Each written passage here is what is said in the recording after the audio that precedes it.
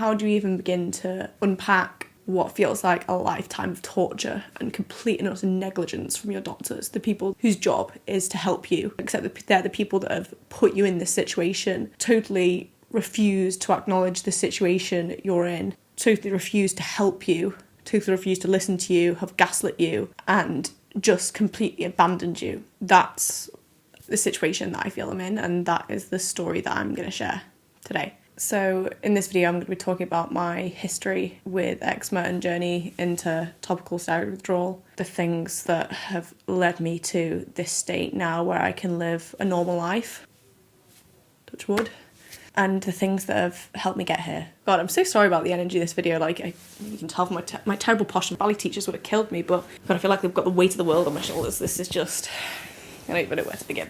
I'm going to get more comfortable. I never thought I'd be filming a video in my bed. Thankfully it's this one and nothing else. My mum noticed that I had eczema when I was about 2, just in my joints, and that continued throughout my childhood. We noticed that I was very allergic to dust and that really aggravated me. My mum, bless her, tried everything to try and help. Chinese medicine, all kinds of herbal things. She used to throw me in the sea, bless her, and I would scream in agony because it was really, really painful, and she'd have all these people staring at her on the beach like, why are you torturing this child? And she was just trying to help. And then obviously doctors tried to prescribe me with steroids, and she was always really apprehensive. It's one of those things where your mum always knows best. As I got a bit older, that I wanted to try anything that would help, really, because obviously I was in pain with my skin. If I'd have known what was coming, I would have just shut up and got on with it, honestly. I think back to what it was like having eczema just in your joints, and there are times through this journey, topical steroid withdrawal, where I prayed to God that was the only thing that I had going on. Yeah, it was just kind of standard childhood eczema, and I remember going to the doctors as a kid, and they'd always tell me, oh yeah, it's just childhood eczema, it'll be gone by the time you're 7, so I'd get to my 7th birthday like, it's still there, and they'd be like, oh, gone by the time you're 8, and then I think by the time I got to my 9th birthday, they stopped telling me that. And I remember them saying that with most kids it goes by the time they're 9, but if eczema goes into adulthood, it tends to be a lot more severe. Looking back on that now, I think, in my personal opinion, so many of those adults that have very severe eczema probably have topical steroid withdrawal. So anyway, yeah, I had it throughout my childhood on my joints, and then as I got more into my teenage years, I then was taken up the bands of hydrocortisone to stronger concentration and strength and potency of hydrocortisone, which is, if you go to the doctors, that's the one they'll give you. I'm pretty sure you can buy it over the counter. It's even in like bite creams. So if you have like an insect bite and you use the anti-itch cream that has hydrocortisone in it, it's the steroid in it. Around the time I was like 15, 16, I noticed that it starts to spread to my stomach, and I'd only been using it in my joints, so I don't know what I thought that was at the time. I think it probably just put it down to hormones, my body changing, and also this looming threat that the doctors have told me that if my eczema didn't go when I was a child and it would go into adulthood, then it would be a lot worse. It was this point that I got referred to a dermatologist for the first time. So after presenting with my eczema my whole life, well, pretty much from the age of like 2 or 3, so it's taken 12 years at this point to see a dermatologist for the first time. The NHS is crippled, we know that. I'm just so not surprised that that is the case. Anyway, so I go to see this dermatologist, age 16. This man saw me for about 0.3 seconds, looked at my arm, didn't even look at my stomach, didn't look at anywhere else, and just then immediately put me on a moderate band of steroids, which is Betnovate. So there are multiple different like bands of potency of steroids. So the one I've been using, hydrocortisone, that's in a mild band, and then I've been taken up to moderate, so it goes mild, moderate, potent, very potent. So he put me on this moderate steroid and sent me on my way. And that was all I ever heard from him again. And so the standard thing, apply it wherever you're presenting with eczema, use it sparingly, use it for 2 weeks on, and then you have to take a break. And then once you've had that time off, you can come back to it after it's been at least 2 weeks, or when your next flare up is, then you can start applying the steroid again. So that's the information that I was told by this guy in 0.3 seconds, that he literally looked at my arm and was like, this'll do, bye, go away. That is very much the attitude that I felt like I've experienced my whole life with eczema. Just take this and go away as fast as possible. Just get out my sight. And that's how I felt being around doctors when I'm coming to them with this problem. And as a teenager, I remember being so insecure about my eczema. Obviously, looking back at it now and what I've been through, just scratching the surface, and it all seems so mild, but it's a big thing when you're at that age. You're so like new to life, and being a teenager is hard enough without having something that is so obvious to others that you're different. So I applied the steroids, always as I was told. I was a freakishly obedient child, to the point where my auntie was like, yeah, you were so weird. You used to run around singing matches, never touch, they will hurt you very much. So the point is, I took instruction very literally when it came to safety. There was no messing around here or using the steroids during that break period or anything like that. I used these to the T how I'd been told to use these steroids. Fast forward a few years to when I was 18, 19, I go in to see my GP. I'd just gone to university at this point, because now it's not just on my tummy, it's spread to my back and pretty much all over my body. It's on my thighs, like my inner thighs, all over my hands, all over my arms, just all over my chest. It's all over my neck. It's absolutely everywhere. So I just go like, this steroid isn't working anymore. What's my next option? So then she increases the strength of the Betnovate. There's 2 concentrations of Betnovate that exist in 2 different categories. So then I've been taken up from the moderate band. I'm now in the potent band of steroids, using this Betnovate as I've been told. Throughout my time at uni, I'm using this. At first, it works. So I use it for the 2 weeks. I get like a few weeks of normal skin, and then it starts to come back, and I'm like, right, it's time to start using the steroids again, as I've been told to use them. I go to the GP for an unrelated something else. I can't remember exactly what it was at the time, but I just know that I wasn't there to see her about the eczema. And she starts having a go at me. She's like, oh, we need to address the fact that your skin is completely out of control. You've not been doing anything I've told you to do. I was like, well, I have. I've done everything you told me to do. And it's, yeah, I agree that it's out of control, but this isn't my doing. I've done everything you told me to. Well, you possibly can't have done that, because obviously it's out of control, and if you'd done what I told you to, it would be under control. And I'm just there like, oh my God, I've told you that I've done what you told me to do. I don't understand why you think I would lie about that. To this day, I look back on that situation, the way I was treated by that absolutely evil woman. I've never treated anyone like that in my entire life, yet alone someone who has been put under my care as someone that is my job to help. The way she treated me, I just don't even have words for. She was just so rude and so dismissive, and just did not want to hear a word of anything that I was saying. And at this point in my life, I've just gone to university. I've just ranked in the top 5% of students in the country in my A-level results. I've just got an academic scholarship to study biochemistry at Russell Group University, and she's questioning my ability to put creams on. I'm like, do I come across like an idiot to you? Like a complete fool that just can't even follow basic instructions? And to be honest, I had no idea what gaslighting was at the time, but that is exactly what she was doing to me. Just be like, oh, well, you can't possibly have just done the simple things that I told you to do. And I'm like, well, I have. I don't understand why I'm arguing with a grown woman about things that I know have happened.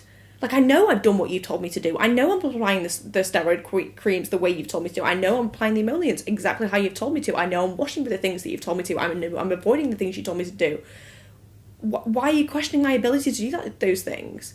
So that was my awful experience with her. And then I went back to another GP, because the same situation now on this potent Betnovate is happening, the same thing again. I'm just getting no relief from this steroid. My skin is just horrendous all the time. Even towards the end of using the steroid, in the 2 weeks that I'm allowed to do, it's not clearing up my skin. So I go back, and then they put me on Dermovate. We're now on the highest band of steroids here, which is very potent. I can't remember the exact timeline of how much benefit I actually got from this steroid. So at this point, we've now reached my final year of university, and my skin is just horrendous. I'm going to include a photo here, and you can see how like purple my neck is and my skin is, but the amount of makeup that I'm putting on my face to try and cover what's underneath it is just, it's insane. It's like a clay mask to kind of cover up this like red burning skin that I have. And I go to my GP. Shock horror, it's another random person, because every time you see someone, it's just a different GP, because that is just the nature of NHS, and these people do not communicate. Some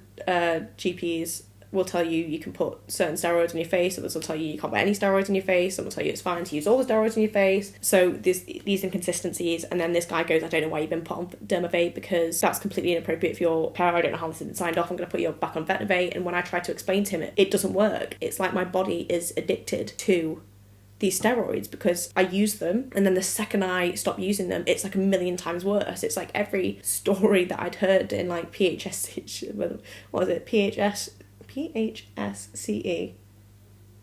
Is that what it is? That thing you did at school where they were like, don't sniff glue, don't do drugs, otherwise this is what happens. Kind of like Neth Not Even Once. Like, it'd been like every story I'd heard about that, about drug addiction. I was like, well, that's how it feels when I'm taking these steroids, as in, like, the relief I'm getting for it is less and less, and the second that I stop taking them, it's the worst thing that my body has ever been through, to the point where I'm not getting any relief now. And he's like, that's not a thing, that's impossible. I just completely dismissed me on the spot. Little did I know, at this point, there has been over 40 years of people presenting with and declaring topical steroid withdrawal symptoms.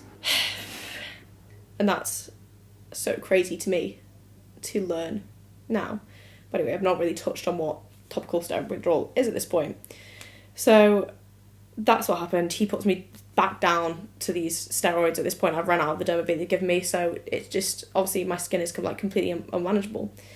And then I graduate university, then we go into lockdown. And during that time, I'm like searching for someone else that knows what this feels like, and to be able to connect with someone about what I'm going through, and I hope that someone else has been through what I've been through and being able to come out the other side, and just searching for like a sense of community and just someone to say that I understand and things do get better.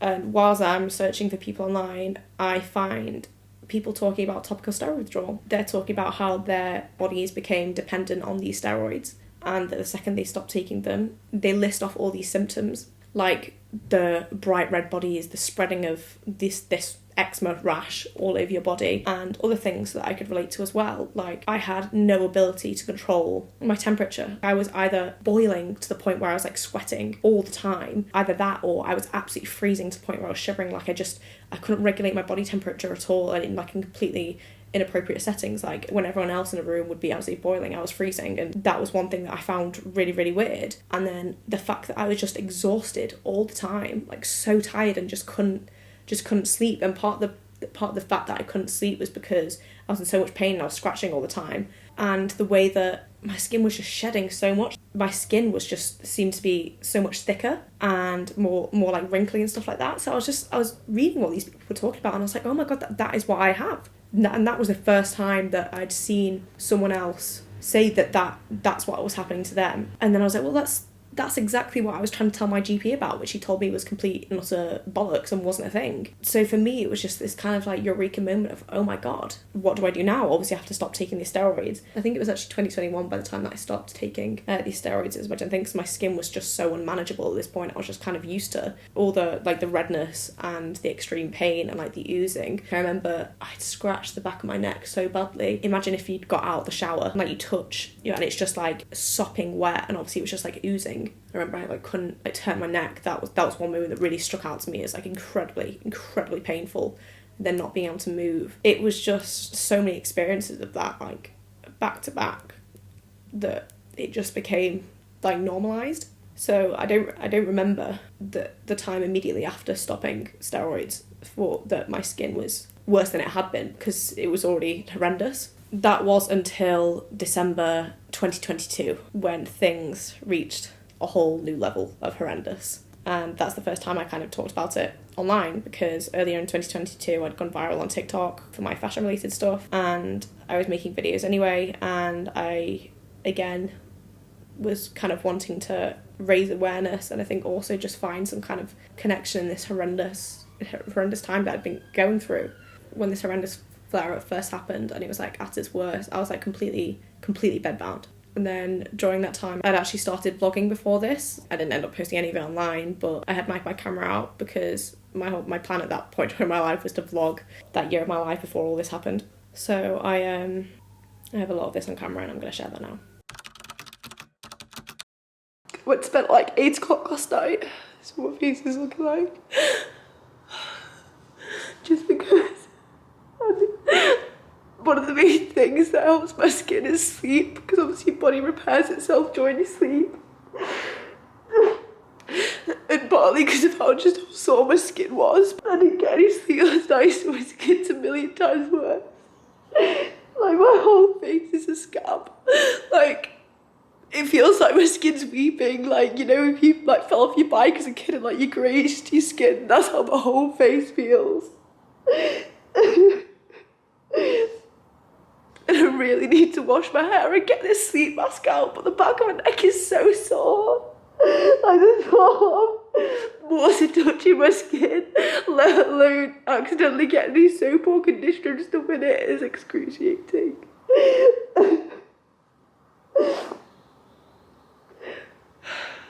There's so much I need to do, but I can't go out the house and have people see me like this. This is the kind of day where it's like I can't live like this. I want to be enjoying Christmas things and doing Christmas things with my friends and family. Like my friend Jess, we're meant to be going out tomorrow for lunch, and I just said I can't go out looking like this. My self-esteem is just non-existent. I don't want to walk the dogs, and I just want to cuddle the dogs. I've not been able to cuddle them in like 2 weeks. I want to be able to wake up in the morning and actually fucking open my eyes. So, as you can see, my face is like a giant scab. I can't open my eyes, so like if I sit up normally, and this is me looking thingy, I can't look up higher than that. Like I physically cannot move my eyes to look up higher than that because my skin is that tight. It is literally like a giant scab, like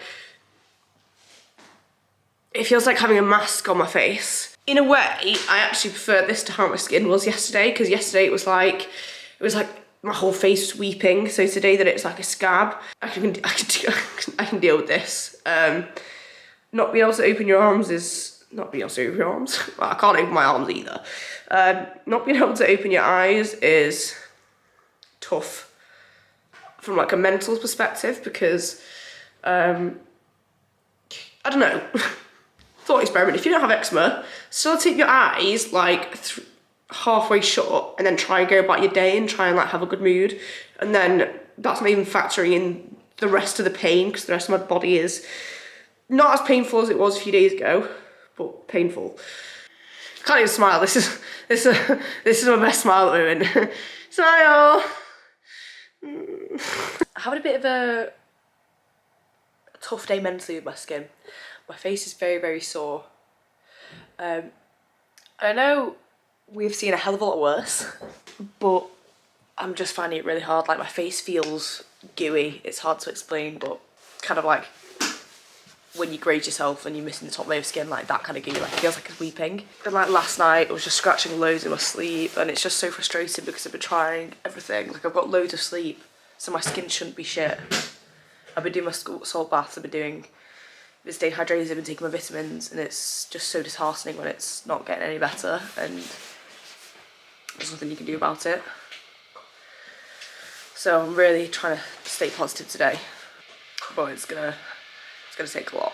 And I can feel myself going down, almost turning into not turning into like an anti-vaxxer. I'll always respect that part of medicine and science, but I think if I hadn't done biochemistry at uni and hadn't been a scientist a whole academic career, this situation with my skin and topical steroid withdrawal would have sent me into like full-on anti-vax, crunchy mummy. I don't even know the other words for it. Not all doctors are bad, but I'm sick of being in pain.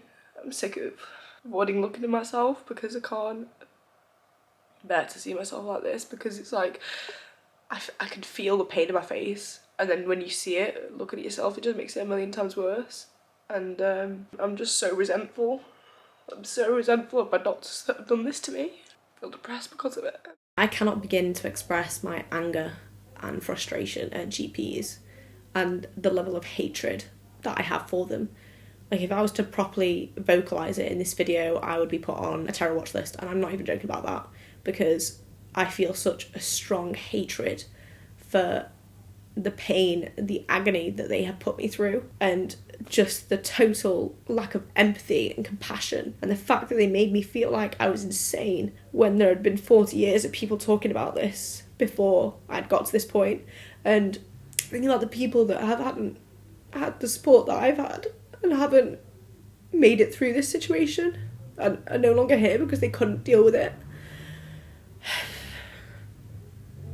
And I just don't have words for it. I don't have words to express the hatred that I feel for those people. And I hate that they've made me so full of hate. But there's no other way to describe the way that I feel for them.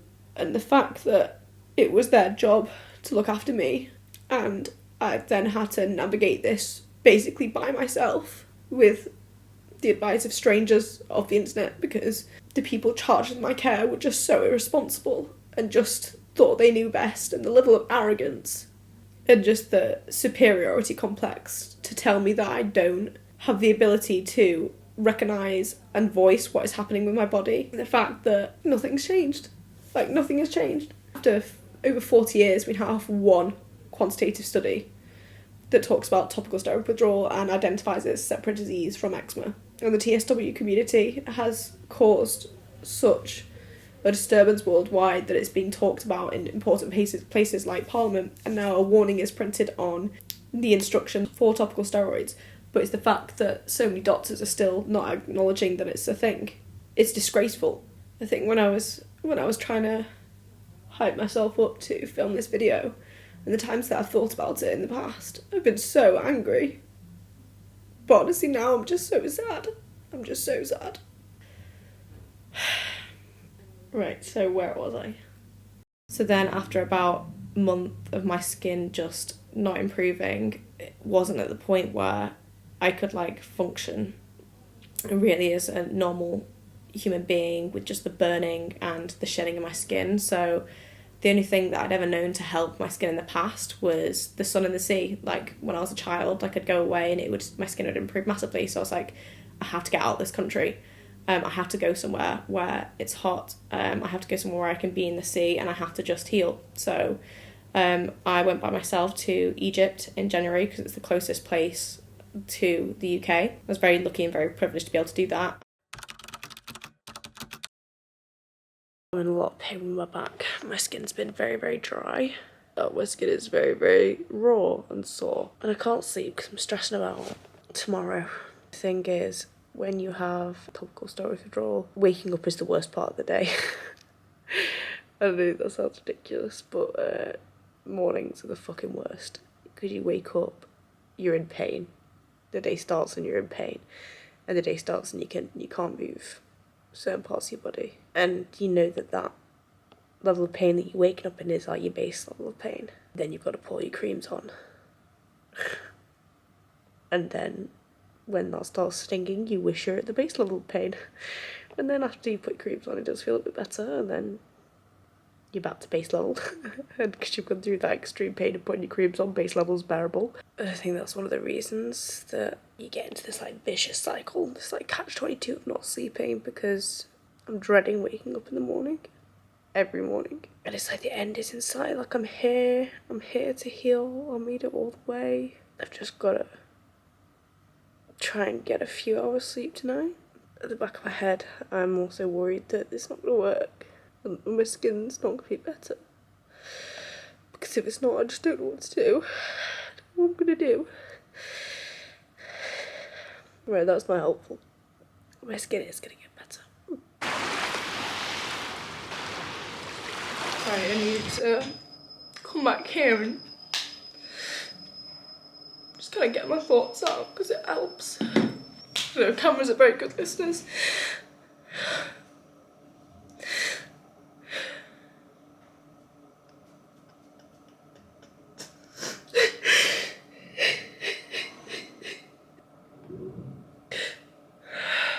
Okay, maybe I need to tap a little cry.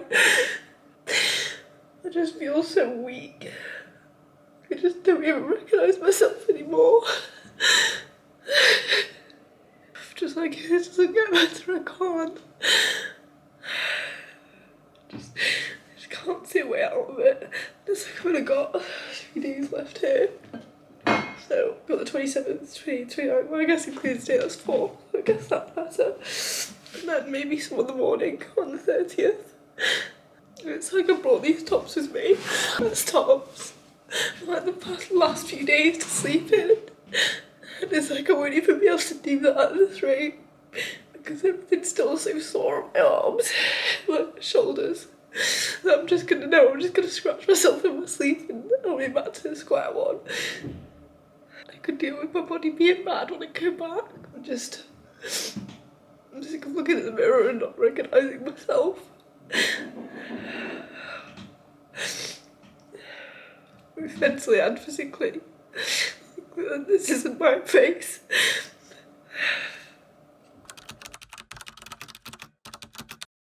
My skin cleared up a lot.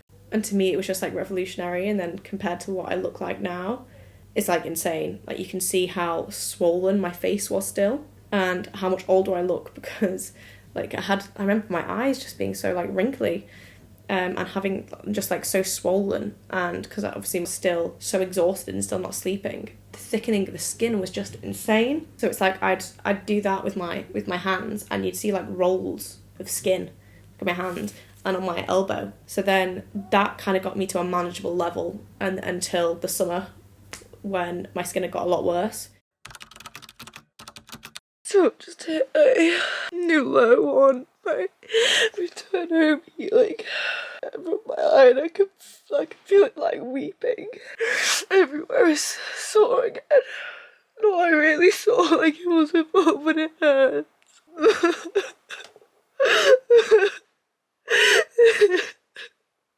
It's like my worst fears coming true. It's gonna get bad again.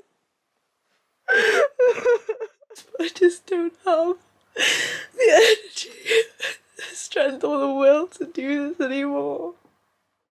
I made the decision when I was editing this to leave in some of the crying. If this video ever gets seen by a GP or a dermatologist one day, I want you to see a fraction of the pain and suffering that you have caused through your arrogance, lack of empathy, and refusal to listen to your patients. And I want you to know that I don't forgive you, and it is your fault because you did nothing except make me feel like I was crazy. And when more research comes out into TSW and you are forced to face the truth, I hope it keeps you up at night. And I hope the guilt eats away at your soul. But I think that would take a level of emotional intelligence that I just don't think you're capable of, to be honest. Not from what I've seen anyway. Anyway, as it started to get bad towards the summer, I was really lucky because my dad took me to Turkey and I spent the summer out there for a few months, and if it hadn't have been to that, I don't know where I'd be. I'm so incredibly lucky and so incredibly blessed and so incredibly grateful for my dad and the opportunity he gave me there to heal. And I don't know where I'd be if it wasn't for that. So because I'd spent so much time in the sun, my skin was doing a lot better and I had a really good baseline. And then for personal reasons, when I got back, I was just more committed than ever to getting rid of this issue for once and for all. I'm throwing the kitchen sink at this problem. I'd done every kind of elimination diet and stuff trying to identify the cause of some of this inflammation in the past, but there are some things that I then tried which I hadn't done before. So I was already looking after myself and there were so many of these things that I did, which I'll go into it in a minute. One thing that was really bothering me was all this kind of excess skin and the wrinkling, which referred to in the topical steroid community as elephant skin. So I was googling around trying to get to the bottom of how I could solve this problem, and I saw people talking about not using creams as much, and I'd seen bits online and TikTok about people talking about no moisture treatment, no moisture therapy, no moisture treatment that is associated with this Dr. Sato from Japan. And whilst I'd seen that some people had amazing results from it, I told myself it was never something that I was going to do because the level of suffering that people seem to have before they got these amazing results just didn't seem like something I could put myself through with everything that I'd already been through. I just don't think I had the fight left in for me for that, because with this form of no moisture treatment, no moisture therapy, I keep on forgetting which way around it is, you stop all like contact with water, so you stop like washing yourself, you don't apply any creams, and then you also have to exercise for at least an hour a day and limit your water intake as well. And I think the idea is to basically just dry you out as quickly as possible. So I'd always said to myself this was something I'm never going to do, and then I came across this guy's account on TikTok, and his name is TSW Kid. He was talking about not applying creams and limiting bathing and contact with water to like once every 2 weeks, in addition to red light therapy. And he had loads of like testimonials on his page of people that had kind of followed his advice and seen amazing progress in their healing. And I think it was such a source of hope for me to see people that had gone through this healing process and seemed to be out the other side, and the guy himself had gone through this journey and documented it. I was just then infused with hope again, and I must have spent hours watching his videos each day, going back over ones that I'd seen in the past just to try and fill me with hope that could then be me. And so I made the decision to give it a go, because I'd built up such a good baseline from being in the sun all summer that I wasn't starting from this awful place that I'd been in a few years ago, which a lot of people were forced to start from, because that was their point of desperation. They weren't able to get away to the sun like I was, or the sun didn't help them. So I was like, right, I can get my head around this because I'm already in like a good place. And I remember I tried it for the first time. Like, I had my like last salt bath, and I was like, right, I'm going to get out of the bath and not lather my whole body in creams. And that would sound crazy to the average person. When you have eczema or TSW, that's just like your reality of just lathering yourself head to toe in creams, absolutely slapping it on. So I remember I got out of the bath and I was just laying on my bed, and I felt like I physically couldn't move because I was like almost like shocked. It just felt like every drop of moisture had been like pulled from my body, and it was just the most uncomfortable thing I've ever felt. Obviously, you've seen I've been through a hell of a lot worse, but in that moment I just felt like I couldn't move, and it was awful at first. I mean, nothing like what I'd already been through, but I just remember this feeling of just this being so uncomfortable. And I think also because I'd been lathering myself in creams at every given opportunity for the past 15 years at this point, if not more, past 20 years. So this was such a weird feeling for me. And then within 2 weeks, my face had completely changed.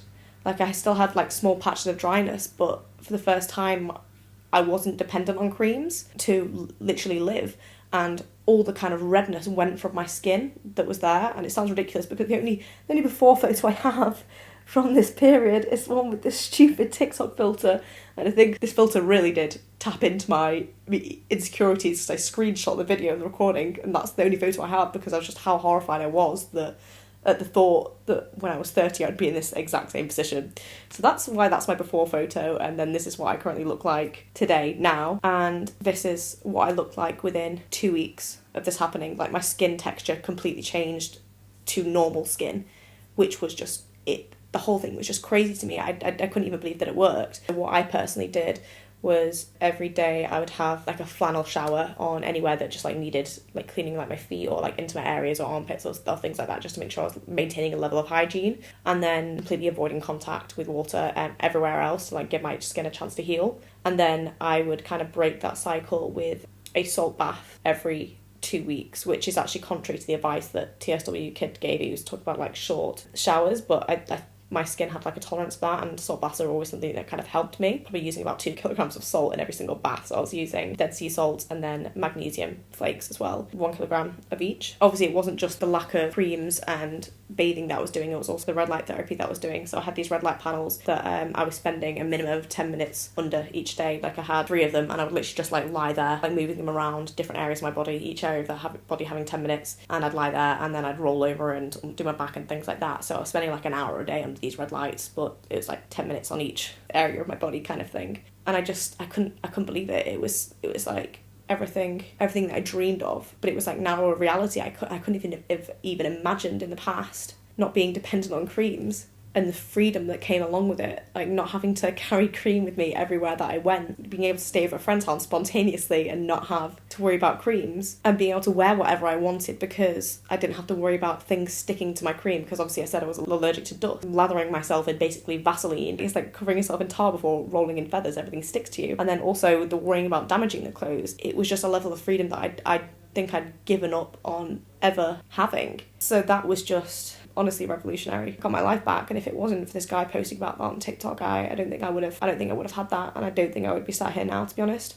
So I've TSW Kid, thank you so much. I have so much to thank you for. You did more for me than my doctors ever did with your continual posting and filling people full of hope and breaking down in your content the studies into red light therapy. So red light therapy has been used by NASA since the 90s, and there are lots of other studies into the benefits of red light therapy. They have small sample sizes and things like that, but there's promising research there, and I found from personal experience that it's something that has really, really helped me. However, as I said, there were lots of other things that I was doing at that time, so perhaps it's a correlation, not causation thing. That could be the same said for all of these things I'm about to mention that I believe were instrumental to my healing during this situation. Within 6 weeks I had completely normal skin, literally no dryness at all, like maybe a tiny bit around my mouth, virtually perfect skin. Like if you'd see me walk down the street you would have no idea what I'd look like less than a year before. It was crazy. Some of the things that I was doing before I started this red light therapy and no moisture treatment, which was definitely helping I feel, was I started getting my nails done.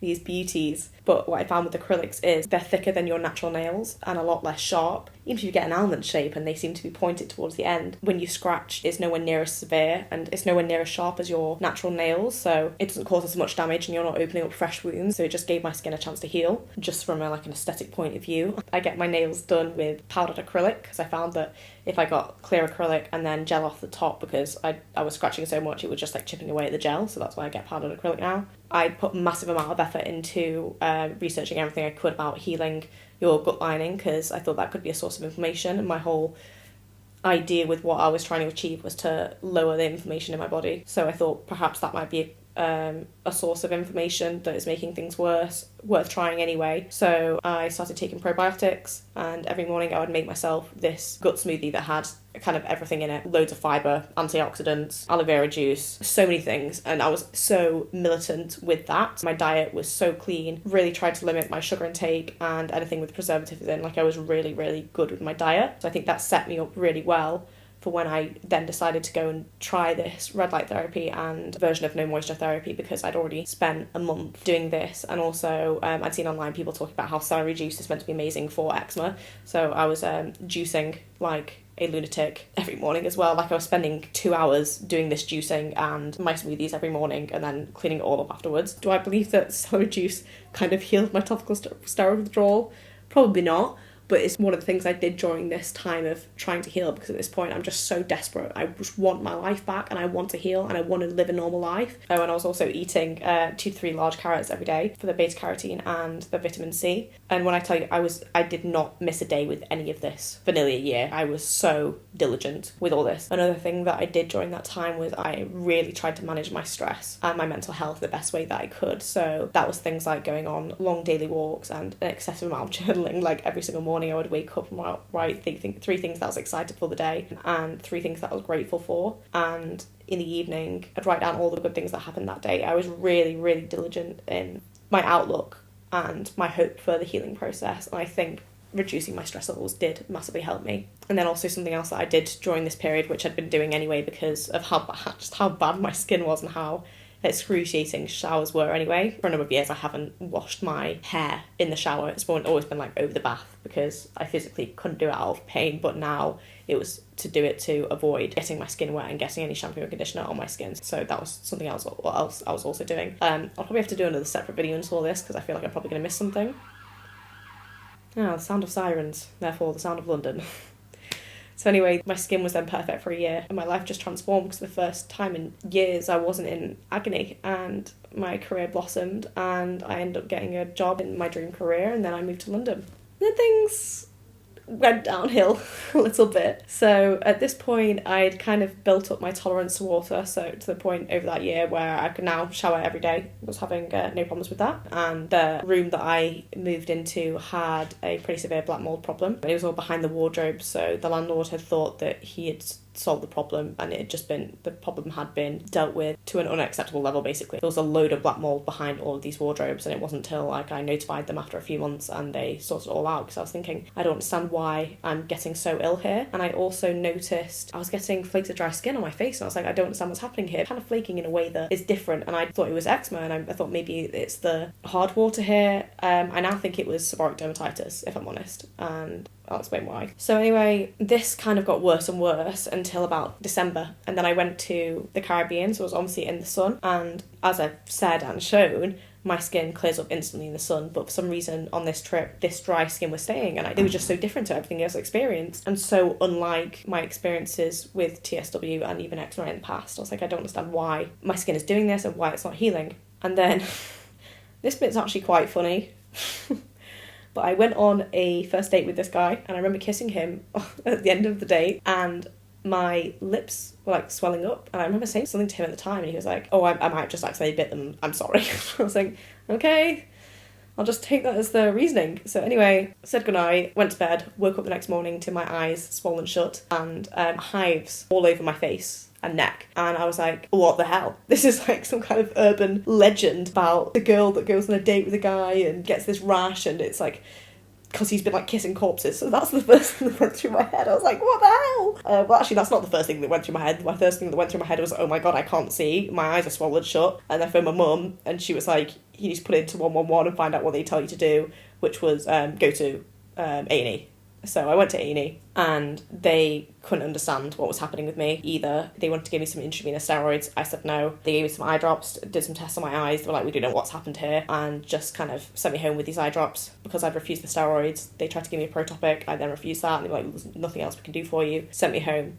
So over the next week, as often happens with severe allergic reactions, when you've had such a severe reaction in the skin with like the hives, my skin was basically like falling off, and because I'd experienced everything with TSW, this was the thing that was like most similar to TSW here. But then after about a week, it got to somewhat of a normal level. So I went on a second date with this guy. At this point, after the first date, on the first date we had gone wine tasting, so I just thought that it's because I hadn't really drank red wine before, and red wine's very high in histamine, so I thought that had been the thing that had caused me to have this kind of like allergic reaction. However, a week later, when I was feeling better, pretty much healed, I saw him again for a second date, and I did not drink any wine this time. I just had the standard Cosmopolitan, like, go-to drink that I always had. However, the next morning I woke up and the exact same thing happened. Swollen lips, swollen eyes, hives all over my body, and at this point I'm just like, you're lovely, thank you, but I need to focus on healing right now, because I was like, what on earth is happening to me? The only thing that I can think is that it must be something to do with him.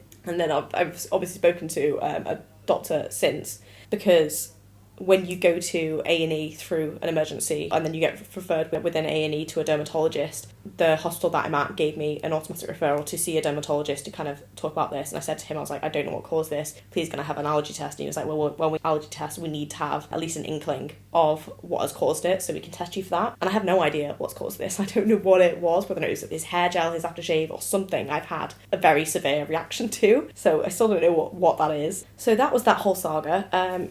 And then obviously I got referred to this dermatologist, and to be fair, he was a lovely guy. He listened to everything I said about TSW. He like listened and nodded his head, but didn't really say anything as to his thoughts on TSW, didn't really acknowledge that he believed it, didn't really say anything that he didn't say to believe it. And then I saw in the letter that he wrote my GP that he expressed why I didn't want to use steroids or Protopics because of concern around TSW. So I don't know whether or not he's like gone away and looked into some of the research based on the things that I've said to him, or if he's just for the first time a doctor acknowledging that is my feeling. So that was an incredible feeling to have a dermatologist, one, listen to you, and two, acknowledge in writing that you have concerns about something. So that was a really, really positive experience, and I cannot fault this doctor at all. I even thanked him at the end of the session because I was like, thank you for just listening to me, because that's just been so different to my experiences throughout my life. So during that session, he obviously offered me more steroids, offered me Protopics. I said no. And then he talked about phototherapy. And that was the first time that I had ever been presented with that option, which is crazy because how is this the first time a doctor has talked to me about the option of phototherapy in 20 years, in over 20 years? It's just crazy to me because of how incredible the results have been. But in that session, he also talked about if phototherapy doesn't work, then you have other options like cyclosporin and methotrexate, and gave me some information on those. So for the first time ever, I've been presented alternatives to steroids, so that was like an incredible experience. So it took about 3 months to get that appointment. In that time, I noticed that I had tinea versicolor, I think that's how you pronounce it, on my back. So that's like a naturally occurring fungus on your skin that can like grow out of control on your skin. So I went to my GP, sent them pictures. Well, I didn't go see my GP because no one sees the GP these days. I uploaded a picture of them on the portal, and they prescribed me a month's course of oral antifungal treatment in addition to shampoos. So that completely cleared up that situation. In my personal opinion, I think that it was all had some kind of relation to the mold problem in my room. And I also think that weird allergic reaction I had to that poor guy was just because the mold in my bedroom that I was being exposed to for like 18 hours a day because I work from home had just like dysregulated my immune system. So that was causing the tinea versicolor, seborrheic dermatitis on my face, and then that kind of weird allergic reaction I had. So that's my kind of theory of what happened. And I think how my skin has been since has almost like proved that in my mind. But anyway, after I had this second severe allergic reaction to this guy, I was like, I guess I'm just gonna have to try this no moisture treatment again. And I think that made things worse because I think it was fungal. And I think that's why my skin just wasn't healing at all. No matter how much I was doing the red light therapy and doing the numerous treatment and going back to doing all those things that I'd done to heal, it just wasn't healing, because I don't think that was anything to do with TSW, which is why I don't think that helped. And it wasn't until I started on the antifungal treatment that things started to clear up. Quick little interjection from Editing M. This whole section might not seem relevant to TSW, but I want to be fully transparent about the whole story of what has happened with my skin, because I don't want to sell you a fairy tale. My skin hasn't been cured, and I will never be able to say that my TSW has been cured, because I don't know what damage the steroids have done to my skin and my body and how permanent it is. I don't know how my skin will react to things or present when dealing with certain conditions. I don't know what part of what's happened to my skin over the past few years is related to TSW and what isn't, and what is standard eczema and what is other things. I don't even know for sure what transformed my skin for the better in October of 2023. It's all guesswork, so I want to share as much as I can in case any of it helps someone else. Sorry for the bit of a morbid interlude, but you have to be realistic at times. Okay, back to the story. And then I also went away on a few work trips to sunnier climates, so being in the sun massively cleared up my skin.